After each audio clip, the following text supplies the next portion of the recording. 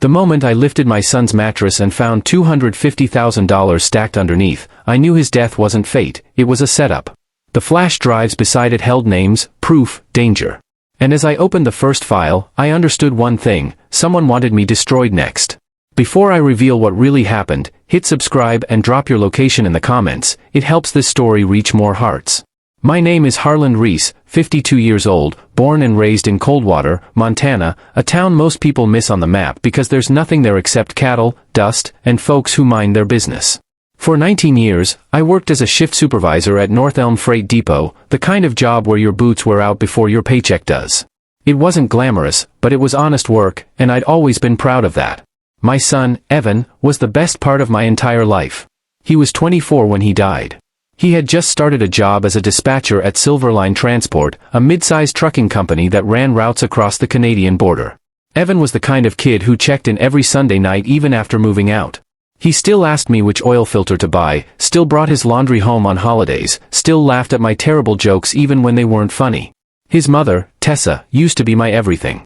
We met at 22, married at 25, and had Evan at 27 after 2 miscarriages that nearly broke us. For a long time, we were solid. But somewhere along the way, Tessa wanted more money, more status, more than what my warehouse job could provide. She became a real estate broker in Cascade City, dressing sharp, talking sharper, always chasing the next big sale. My older brother, Clay, owned a mechanic shop on the east side of town. He never married, never had kids, always said engines were quieter than people and easier to fix. Clay treated Evan like his own son, taught him how to rebuild a carburetor at 14, took him fishing every summer, and showed up to every football game even in snowstorms. I thought my life was steady, predictable, safe. Then the courtroom happened. The day everything fell apart, I sat in front of Judge Breckman while Tessa cried delicately into a silk handkerchief that probably cost more than my monthly rent. Her lawyer, a slick-talking guy named Grant Wilburn, paced dramatically, dragging every word out like he was performing for a jury. "Your Honor," he said, "Mr. Reese raised his son in an environment where workplace safety meant nothing. He glorified shortcuts. He bragged about ignoring regulations. His negligence shaped Evan's mindset and ultimately cost Evan his life." Tessa stood and pointed at me with trembling hands. "You taught him to be reckless, Harland. You killed our son." Her voice cracked, and people in the courtroom murmured. They didn't know she was lying through her perfect teeth. I had never been reckless. I had fired men for ignoring safety checklists. I had written reports on improper loading procedures until my wrist cramped. Evan knew this. My crew knew this.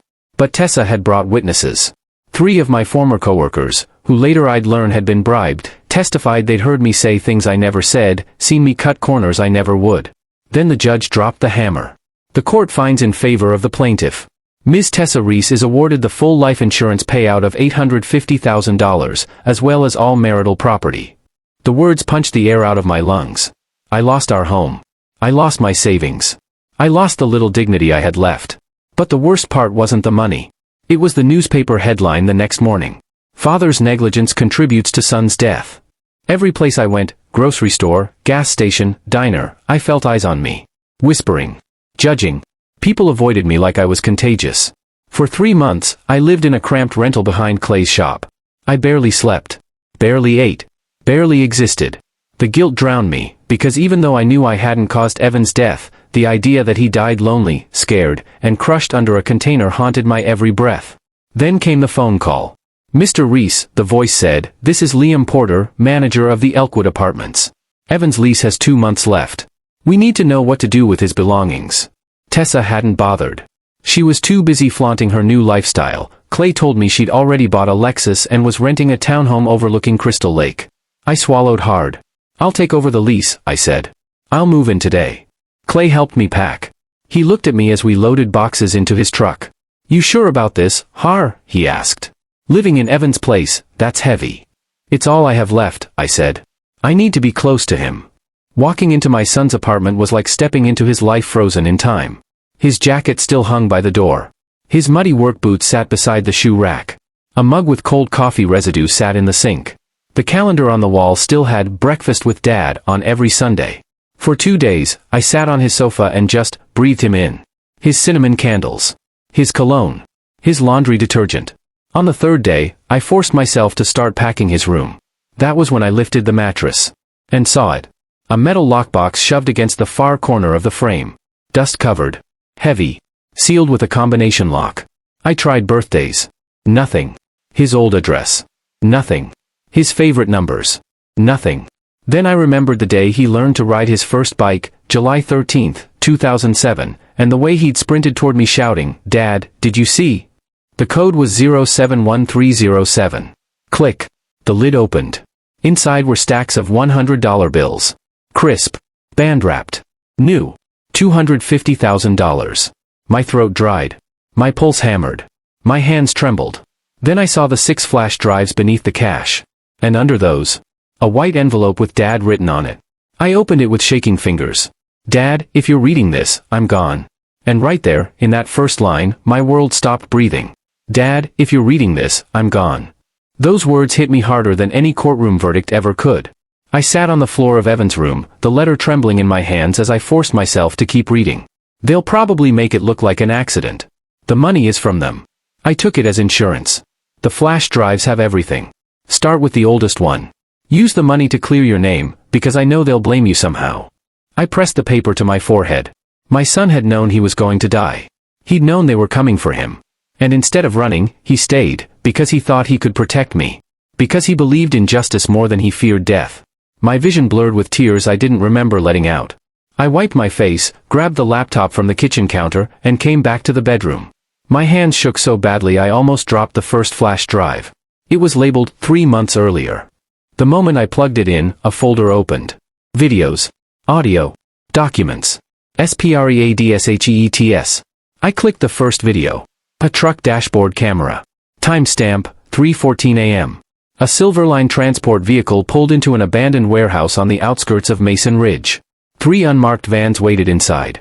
Men wearing masks transferred crates from the truck into the vans, crates not listed on any shipping manifest, not logged by dispatch, not registered anywhere. The next video showed a different truck, a different warehouse, the same midnight meeting. Then another. And another. Evan had been documenting illegal shipments, millions of dollars worth of contraband moving through legitimate freight routes. He'd traced altered fuel logs, manipulated GPS coordinates, and fabricated driver signatures. All of it pointed to one thing. Silverline Transport was being used as a front for a criminal smuggling ring. I clicked on a spreadsheet. Evan had logged route numbers, vehicle IDs, driver names, unscheduled stops, fuel discrepancies, unregistered cargo weights. Each entry neatly dated and cross-referenced. He'd done more investigative work alone than most federal agents do with a team. Then I clicked an audio file. The first voice was Frank Dalton, Evan's supervisor at Silverline. "The kid's been asking questions," he whispered. "He's pulled manifests from the last 6 months. He's comparing everything. If he keeps digging, he's gonna see the whole operation." Another voice replied. "Sharp. Cold. Familiar. Handle it. Make it quiet. Make it final." I froze. That voice? That was Grant Wilburn, Tessa's lawyer. The same man who'd stood in court and painted me as a negligent father. The same man who had convinced 3 coworkers to lie. The same man who had smiled when I lost everything. My blood turned electric. Evan had recorded this weeks before his death. I clicked the next file. Frank again. He talked to his father this morning. "I think he suspects something about the drivers." Wilburn hissed, "Then accelerate the timeline. We can't afford loose ends." Loose ends. My son. I slammed my fist against the floor so hard the picture frames on the wall rattled. My breath came in ragged bursts. I clicked the second flash drive.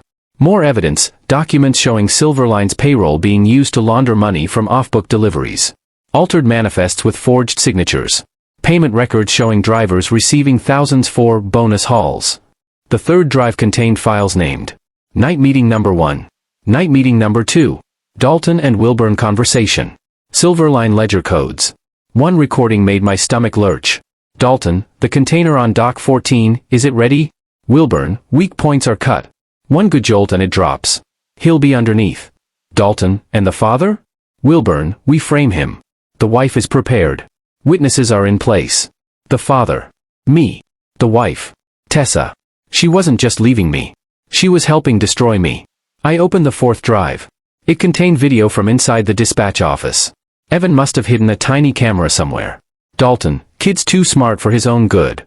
Wilburn, "Then let gravity finish the job." Dalton laughed. Poetic. My fingers went numb. Poetic. They discussed my son's death like it was stage direction. But the fifth flash drive. That one almost killed me. It had only one video file titled HomeTruth.mp4. My heart thudded as I clicked it open. The footage shook slightly, the angle was low, probably from a camera Evan hid behind the living room bookshelf. Tessa sat on the couch, wine glass in hand. Not crying. Not broken. Relaxed. Across from her sat Wilburn. The man she'd sworn she hardly knew outside the courtroom. Wilburn poured himself whiskey. The insurance is $850,000, he said casually. Once your son has his incident, you file for divorce. Claim Harlan's negligence. I'll handle the witnesses. Tessa nodded. And it's guaranteed? No loose ends? Wilburn leaned back. The container accident is prearranged. He'll be in the wrong spot, and gravity will take care of the rest. Tessa swirled her wine. And Harlan? We ruin his name. Not his body. He lives, but destroyed. Makes you sympathetic. Makes the settlement easier. Tessa laughed. Actually laughed. Good. I don't want him dead. Just irrelevant. Then she leaned over and kissed Wilburn. Long, familiar. Passionate. My world didn't shatter. It disintegrated. The final flash drive had one last recording, Evan speaking directly to the camera. Dad, if you're watching this, I confronted Mom earlier. She made a phone call. I think they moved the timeline. I'm scared, but I can't run. If I disappear, they'll go after you next. I'm leaving copies with Uncle Clay. Whatever happens, Dad, I love you. And I'm sorry I didn't listen. I sat frozen for what felt like hours before I could breathe again. Finally, I grabbed my phone and dialed Clay. He picked up instantly. Harlan. I could barely speak. Clay, he knew they were going to kill him. Clay's voice cracked. I've been waiting for your call. Evan gave me a sealed envelope 3 weeks before he died. Said to open it only if something happened to him. I need you, I whispered. Clay didn't hesitate. Come to the shop. Bring everything. We're going to the feds tonight. I shoved the flash drives into the lockbox, grabbed the cash, grabbed the letter, and ran out of the apartment. Something inside me was burning now, hot, fierce, alive. A force I hadn't felt since the trial. They thought they had destroyed me. They thought framing me would be enough to bury the truth. But they didn't know my son. And they sure as hell didn't know me. And as I drove into the night toward Clay's shop, I made a silent promise to Evan. I will finish what you started. And they will answer for every second you suffered. Clay's shop, Reese Auto and Diesel, sat on the edge of Coldwater, a squat concrete building with flickering lights and a smell of gasoline that clung to the walls. When I pulled into the gravel lot, Clay was already outside, sleeves rolled up, pacing like he'd been waiting for hours instead of minutes. The moment I stepped out of the truck with the lockbox in my hands, his expression changed. He didn't ask questions. He didn't speak. He just placed a steadying hand on my shoulder. Come inside, he said quietly. We went into his office, a small room with a metal desk, a battered filing cabinet, and a pot of coffee that looked like it had been brewing since 1998. Clay locked the door behind us. What did you find? He asked. I opened the laptop and inserted the first flash drive again. I didn't have to show him much. 1 minute into the first recording, Clay muttered. Jesus, Harlan, he was in the middle of a damn drug ring. I nodded numbly. Watch this, I whispered. I played the recording of Wilburn's voice ordering Dalton to make it quiet. Clay's jaw clenched so hard I saw his temple pulse. That rat bastard, he growled. I knew that lawyer was slippery, but this? This is murder. I showed him the Silverline manifests, the altered spreadsheets, the off-book fuel logs, the warehouse drop-offs. His hands trembled the same way mine had. Then I opened the file labeled HomeTruth.mp4. Tessa appeared on the screen. Clay stiffened. Is that? Keep watching. When Wilburn walked into frame, Clay's face went red. When they talked about the insurance money, his fists balled. When they discussed ruining my name, his breathing got ragged. But when Tessa laughed, when she kissed Wilburn, when she casually said she didn't want me dead, just irrelevant. Clay slammed his fist on the desk so hard a wrench fell off the shelf behind us. I'll kill them, he whispered. Both of them. I swear to God. No, I said. My voice came out hollow. Not us. We do this the right way. For Evan. Clay stopped pacing. He swallowed hard. And slowly, he nodded. For Evan, he echoed. I pulled out the last recording, Evan's direct message. Clay watched silently. When it ended, he wiped his eyes with the back of his sleeve and inhaled sharply. He knew, Clay whispered. He knew they were coming, and he still did the right thing. My throat burned. He died alone, I said. Thinking he'd fail if he ran. Clay stepped forward and grabbed my shoulder with both hands. No, he said firmly. He didn't fail. He left the truth. Now it's on us to carry it. We packed everything into a duffel bag, the drives, the money, the letter. Clay tossed the keys to his old Ford on the table. Let's go, he said. FBI field office in Cascade City. They'll still be open for intake. The drive to Cascade City felt like hours even though it was barely 50 minutes. Clay gripped the steering wheel so tightly I thought it might snap. I stared out the window, replaying Evan's final video over and over in my mind. When we arrived at the federal building, a guard looked up suspiciously as we approached the metal detector. We need to speak to a federal agent immediately, I said. Someone's been murdered. And we have proof. The guard narrowed his eyes. Clay pulled out the flash drives and the letter. Within seconds, we were escorted inside. Agent Marla Grant and Agent Leon Mercer met us in a small interview room. Grant was tall with sharp eyes that missed nothing. Mercer was broader, calmer, the kind of man who looked like he'd seen everything twice. Grant started the recorder. State your name. Harland Reese. Reason for your visit. I placed the duffel bag on the table. My son didn't die in an accident. He was murdered. And this is everything he left behind. They exchanged a look, then opened the bag. Grant plugged in the first flash drive. The room turned silent except for the sound of audio files playing, video frames flashing across the screen, and Mercer jotting notes at lightning speed. Halfway through the third file, Grant stopped the playback. How long have you had this evidence? Just found it tonight, I said. It was hidden in Evan's apartment. Has anyone else seen this besides you two? No, Clay said. Grant exhaled slowly. Mr. Reese, your son built a better case than half our field teams ever manage. What he uncovered is massive. Mercer nodded. This isn't just internal corruption. It's federal-level trafficking, money laundering, conspiracy, and homicide. We'll need to mobilize a task force immediately. I felt my chest tighten. So you believe us? Believe you? Grant said. Mr. Reese, we're about to shut down a multi-state criminal operation because of your son. Clay gave me a look I'll never forget, pride mixed with grief, mixed with something like hope. While Mercer made calls, Grant turned back to me. You're aware, she said slowly, that the individuals in these recordings, including your ex-wife, will be arrested? I swallowed. Yes. And they deserve every second of it. By dawn, the FBI had formed an operation plan. Arrest warrants. Seizures. Interceptions. Surveillance. Agent Mercer came back into the room holding a stack of papers. We're moving now, he said. You two are under protective watch until this is resolved. No calls. No outside contact. What about Tessa? I asked quietly. Grant slid a photo across the table, Tessa at the airport, caught on a camera 2 hours earlier. She boarded a flight to Veracruz, Mexico last night, Grant said. But with this evidence, Mexican authorities will accept our extradition request. So she'd run. She knew something was coming. Clay snarled. Coward. Grant looked at us. Don't leave the building. When we have them, you'll be the first to know. Hours passed. We waited in a quiet room with cold coffee and too much silence. Every creak in the hallway made my heart jump. Then finally, Mercer burst in. We got them.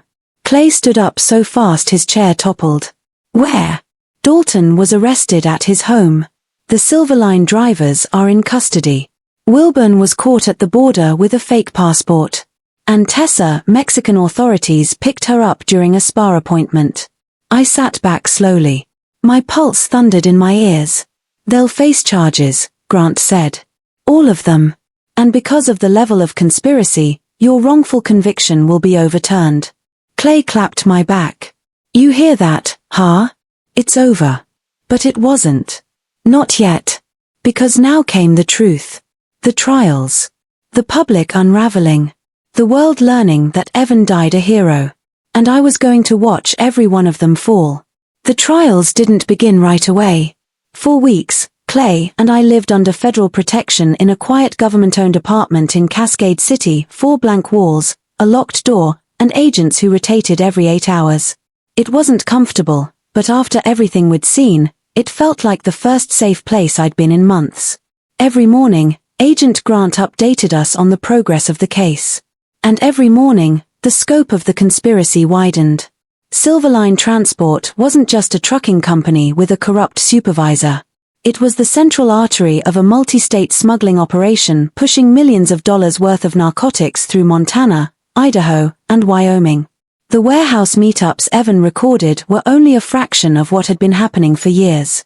But the most disturbing revelation wasn't the criminal network, it was the betrayal. Grant sat across from me one afternoon, papers spread across the table.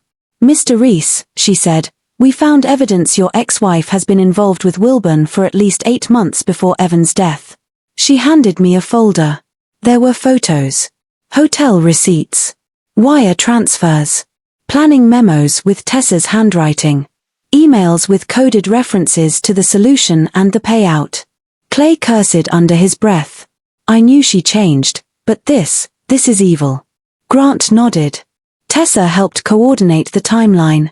She communicated Evan's schedule when she wasn't supposed to know it. She even assisted in crafting the narrative for your wrongful conviction. My pulse slowed to something cold and controlled. She wanted the money, I said.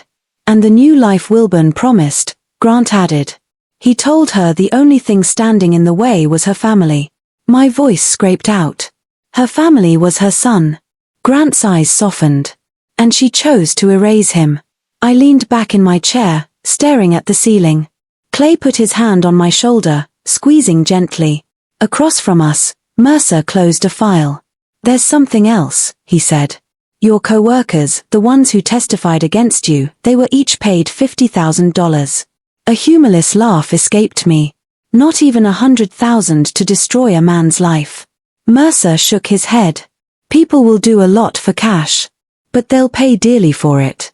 As the investigation grew, it became clear that Evan's recordings weren't just helpful, they were bulletproof. Every timestamp matched truck logs recovered from Silverline's servers. Every audio clip matched voices recorded on legal wiretaps initiated after our meeting. Every document Evan saved aligned with larger financial trails that Mercer's team uncovered. My son had been building a case that could topple a criminal network, and he died before he could finish it. But now, the world would know the truth. When the first trial began 3 months later, the courtroom was packed. Reporters lined the walls. Photographers clustered near the aisle. It felt like every person who had once whispered about me now wanted a front-row seat to the undoing of the story they'd believed. Clay and I took our seats near the front. Agent Grant sat behind us as protection and reassurance. The prosecution opened with a statement that made the room go silent. "Ladies and gentlemen, this case is about greed. About betrayal. About a son whose life was taken not by accident, but by design. And about a father who was nearly destroyed by lies." A large screen lit up with Evan's first video, the abandoned warehouse at 3:14 a.m. Gasps filled the room. Then came the audio clips. The spreadsheets. The proof of altered manifests. Wilburn sat at the defense table, pale, sweating, his jaw clenched tight. Dalton refused to meet anyone's eyes. Then the prosecutor said, "And now, we present the video titled Home Truth, recorded by Evan Reese on the night of July 5th. The lights dimmed. And Tessa appeared on the screen. Her voice filled the courtroom. "The insurance is $850,000. Once your son has his incident." People in the gallery audibly recoiled. Some covered their mouths. One woman whispered, "Oh my God." When Wilburn appeared on video, detailing the container sabotage, the entire courtroom shifted. Even the judge leaned forward. Then came the moment Tessa laughed. And kissed Wilburn. Clay muttered, "Monster," under his breath. The prosecution paused the video. To everyone watching, he said, "This is not fiction. This is the deliberate planning of a murder." I stared straight ahead, refusing to let myself break. Not here. Not now. Next came a recording I hadn't heard since that night in Evan's room, my son's final message. The courtroom fell silent as Evan's face filled the screen. "Dad, if you're watching this, I confronted Mom tonight. Someone in the back cried softly. Evan continued. I think they moved the timeline. I'm scared, but running won't protect us. I love you. And I'm sorry I didn't listen. When the video ended, the silence was suffocating. Then the judge cleared his throat. Proceed. The defense didn't stand a chance. Dalton pled guilty midway through the trial. He broke on the stand, sobbing, I didn't want to kill the kid, but Wilburn said we had no choice. Wilburn tried to argue entrapment, misinterpretation, anything until the prosecutor played the enhanced audio of him saying, "Make it quiet. Make it final." The jury took less than 3 hours. Guilty on all counts. But Tessa's trial. That one was harder. She arrived in handcuffs, thinner than I remembered, wearing prison beige instead of a tailored dress. But her expression, cold, calculating, was unchanged. The prosecutor asked her the first question. Mrs. Reese, did you knowingly participate in planning the death of your son? Tessa straightened and replied, I did not kill my son. I was manipulated. Gasps. Murmurs. Clay leaned toward me and whispered, she's playing victim. Grant nodded. It won't save her. The prosecutor played the video again. Her laugh. Her kiss. Her words. He always was weak. I deserve better. Tessa squeezed her eyes shut but didn't cry. The next witness was me. When I took the stand, I felt every eye in the courtroom watching. The judge asked me to raise my right hand. My voice barely came out when I swore the oath. Mr. Reese, the prosecutor began, did you kill your son through negligence? No, I said. The word rang out sharp. I never taught Evan to break rules. I never told him to ignore safety. The lies told about me were bought, just like my ex-wife bought a new life at the cost of my son's. Do you believe Mrs. Reese was involved in your son's death? I turned toward Tessa. Her eyes met mine. For the first time, she looked afraid. Yes, I said quietly. She didn't swing the axe. But she handed it to the man who did. Clay inhaled sharply behind me. Tessa glared, but her mask was cracking. The trial lasted 2 weeks. Every day felt like peeling back another layer of betrayal I didn't know existed. In the end, the verdict came swiftly. Guilty of conspiracy to commit murder. Guilty of perjury. Guilty of participating in interstate criminal activity. Life in prison. No parole. As the judge read her sentence, Tessa finally broke. Harland, she cried. You have to believe me, I didn't know they'd really kill him. I thought he'd just be injured. I didn't mean. I stood slowly. Evan deserved a mother who loved him more than money, I said quietly. You'll never be that woman. Her sobs echoed as the guards took her away. And for the first time since Evan died, I felt the weight on my chest begin to lift. Justice had started. But the story and Evan's legacy wasn't done yet. After the trials ended, the world didn't go quiet. Not for me. Not for Clay. And certainly not for Evan's memory. For months, reporters tried to track me down. Some wanted my exclusive story, others wanted to vilify Jolene, and a few wanted to turn Evan into a national symbol of whistleblower courage. I declined every interview. I wasn't ready to share him with the world. Not yet. But the FBI didn't let me disappear completely. Mercer and Grant met with me weekly to finalize restitution, witness statements, and the cleanup of Silverline's operations. Agents searched warehouses, seized trucks, shut down entire networks of suppliers and distributors. At one point, Mercer joked, your son basically handed us a 200-page blueprint to dismantle a multi-million-dollar criminal engine. I didn't laugh. Because hearing the word son still hurt more than anything. Clay, meanwhile, was rebuilding his life in small, steady steps. He slept better. Ate regularly. Even started hanging around the firehouse again, though he hadn't yet returned to active duty. You good? He'd ask me each morning as I stirred my coffee in the quiet apartment. I'm getting there, I'd answer. But grief isn't a switch you turn off. It's an echo. Some days quiet. Some days screaming. One morning, Grant arrived earlier than usual. She carried a large envelope, unmarked, and placed it on my table. Harland, she said gently, this is the last piece. After this, your case is officially closed. I stared at the manila envelope like it might explode. What is it? Property transfers. Restitution. Insurance reversals. And, something your son left behind. My heartbeat stuttered. Something he left?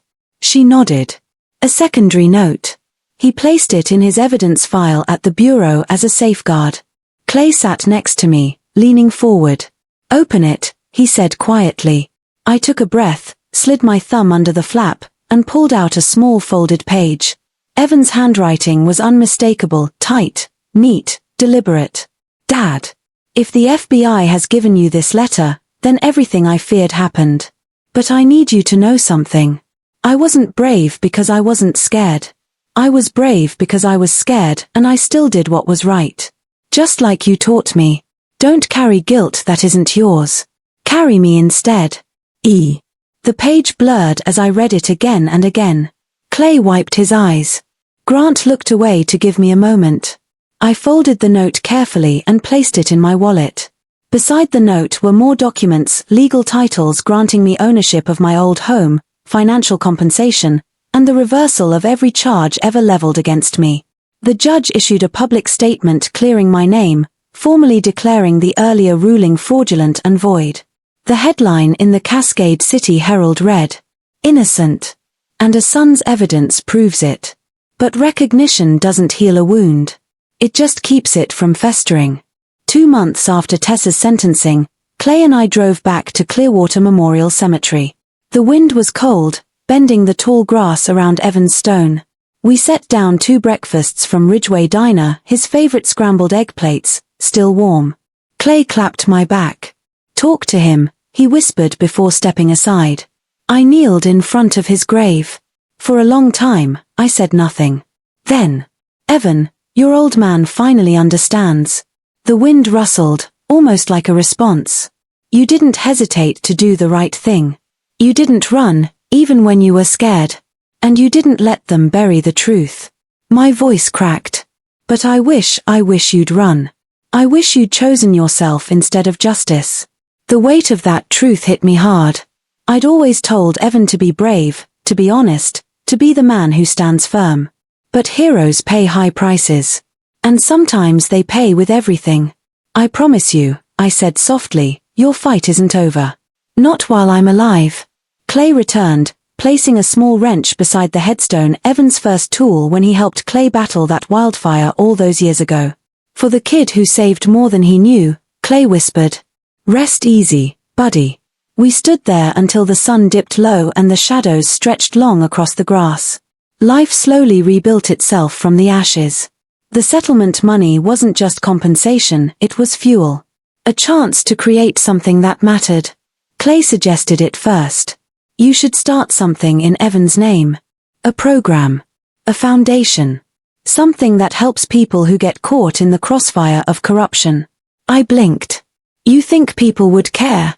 He stared at me like I'd grown a second head. "Your son took down a criminal empire. People will care. So we did it."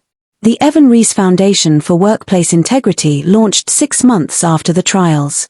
It provided whistleblower resources, legal guidance, and training for safety monitoring, exactly what Evan had been trying to do on his own.